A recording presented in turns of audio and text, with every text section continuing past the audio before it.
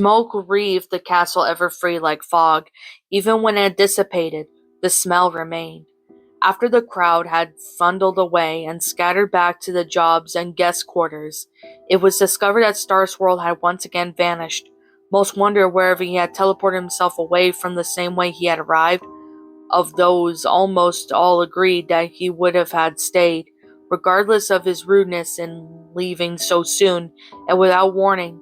All have agreed to this eulogy, though not what they had reimagined, had been most perfect.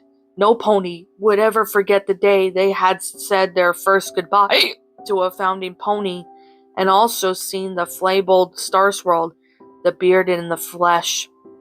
The remaining 5 founders gathered in the largest guest chamber as the sun descended into the sky. It was too late to return to their provinces, and they had not seen each other for a long time. One counted the times they had been all gathered together, and it was even longer. So they took the opportunity to light a fire in the grate, and the reminiscence about the old times. "'Tis not bad, all when one's friend dies," Pansy sighed. "Death should be glorious, preferably in battle and defending another," Hurricane declared, shaking a hoof like she was once again rousing warriors to fight.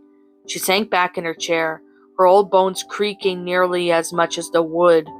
To die of old age in a flailing body, an ignoble end. Be sure better to throw yourself on Fi's sword than suffer the pains of humiliations of age. "'Five ponies would disagree, old friend," Smart Cookie pointed out. She had stared into the fire, light flickering across her face. In the shifting shadows, the features seemed to have moved between old and young from another moment to moment, and I hazard that Fi's devotion to them would stay Fi hoof from using Fi's sword upon myself. And thou wouldst not leave 5 ponies while they are needed thee, surely." "Nay," Hurricane admitted, "though in truth they 5 grown in such much themselves in these latest years, and have little use for us." "Our city will be well established now," said Pansy. "Several generations of Pegasi now do administer weather from Varence." Smart Cookie insisted. "Such a thing would not have happened without 5 guiding hooves and experience." "Cloudstale thrives," Hurricane agreed sullenly. "'Tis all I imagined, and more. Pegasi prosper, yet live not removed from 5 earth ponies, not from 5 unicorns, Platinum." "Princess Platinum," she corrected primly. "Equestria," Pansy murmured. "All we did desire and more. Princess Luna and Princess Celestia have provided our faith well placed. Under their region, the country is united and prospers in safety. Could we have been taken aback the King Sanjui's army and kept its claws at bay for so long? Could we have defeated Discord? I say nay." "I thought that pains me, as I also do say nay," said Hurricane. "Their efforts do outshine our own." "Come now, Commander," Platinum protested, sticking to tiles out of long habit. She had held a poker to the fire, toasting the slices of bread into a perfect golden brown. These she passed around, making sure that every pony else had for some before toasting her own. "Belittle not our achievements. Without us, Equestria would not exist at all." "With us did Equestria almost not exist at all," Puddinghead declared, his mustache swaying as he gently swathing heat. His coat was thinning these days, and he wore a thick doublet with sleeves so puffed his forelegs stuck out as nearly perpendicular to his body. "Or didst thou forget the Wendigos?" Platinum shuddered. "Indeed not." She inspected the latest piece of toast before plucking it to one of the pokers with her magic and levitating onto Hurricane's plate. "Ugh, wretched creatures! How fortunate we are that they are remained at bay. 'Tis the warmth of our ponies, hearts that protest them," said Smart Cookie, biting into her toast. "Nay," Puddinghead declared, though it was a pale reflection of his usual laughter. "'Tis the warmth of Celestia's sun that protects us." The other 4 chuckled along with him. though theirs were no brighter than nor any more convincing. The reason why for their gathering hung over them the same way the prior smoke hung over the castle.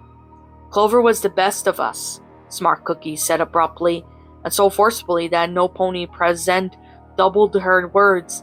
"'Tis shameful that we have lived while he's been gone." "Shameful?" Painsley echoed. "Do not deem thy own worth, my friend. Though art worth is so much more than that," she sighed, picking holes in their toast without even eating any. "Life does continue, though we dislike death and fear what may come after. We may no more change it more than we may change the flow of time that bears towards us." "Time," Platinum snorted. "I dare say Starswirl and Bearded may have contented with the fee on that point." "I dare say he would," Pansley acknowledged. "Yet even shalt one day, you know that what we doth lie beyond the grates of Tartarus, and I for one do say it should be the finest of adventures. 'Tis best to think on death so for easy is the fear of it. Think not of death as an ending, but as a beginning. Something new to experience and learn." "Something new to learn?" Puddinghead chuckled. "Then Clover shalt enjoy it greatly. Mayhap he shalt even meet us there and teach us as he used to. Smart Cookie does though recall when he did stay with us for one winter and attempt to clear snow the Earth Pony way?" This time Smart Cookie's giggle was more genuine. "Oh, I do. Such a stir he did cause.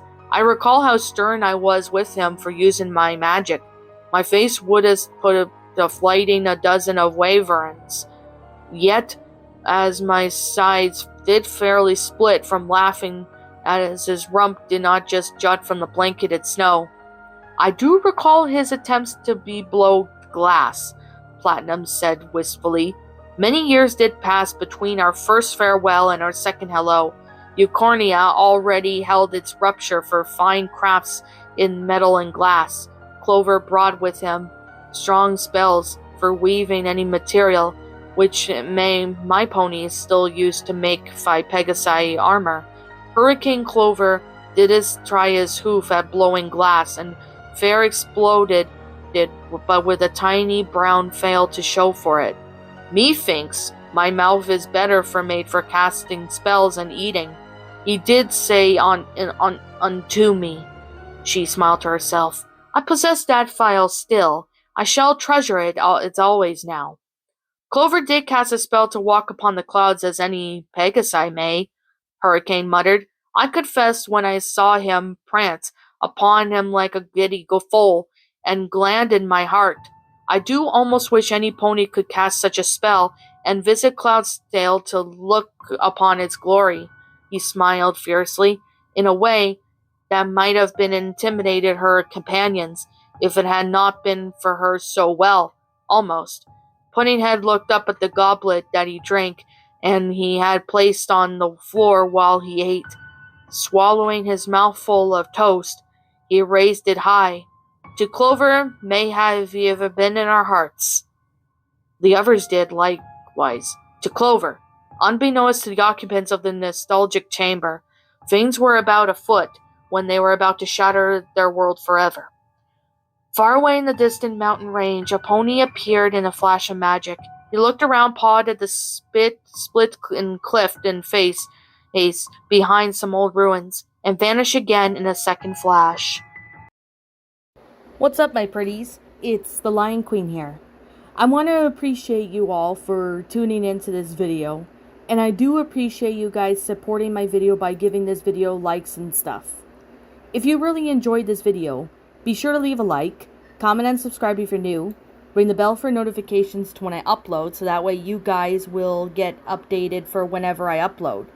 If you want to follow me on Twitter or DeviantArt, feel free to leave a follow on those if you are interested in following me on those socials. If you want to support my backup channel, known as Miss Dark Shigo, feel free to subscribe to it, as a link to that will also be in the About page section. And with that being said, and that being the case, Thank you so much for watching, my pretties, and as always, stay pretty.